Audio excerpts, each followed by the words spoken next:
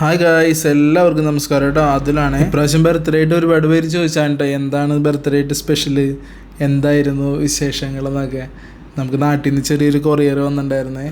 ചക്ക, മാങ്ങ, ചക്ക വറുത്തത്, അങ്ങനെ തുടങ്ങിയ ഒരുപാട് സാധനങ്ങളൊക്കെ ആയിട്ടുള്ളൊരു ചെറിയൊരു കൊറിയറാണ് വന്നത്. അനിയൻ കൊടുത്തയച്ചതായിരുന്നേ.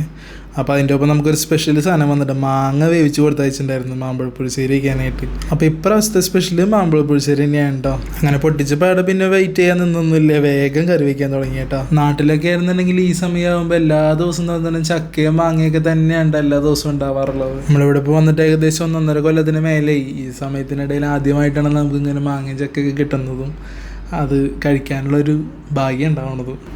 അപ്പം അങ്ങനെ വലിയ സദ്യ പരിപാടികളൊന്നും ഇല്ലാണ്ട് ചെറിയൊരു മാമ്പഴപ്പുളിശ്ശേരിയും പരിപാടികളൊക്കെ ആയിട്ട് നമ്മുടെ ഇപ്രാവശ്യത്തെ ബർത്ത്ഡേ നമ്മൾ ഏകദേശം നൈസായിട്ട് ഒതുക്കി കേട്ടോ.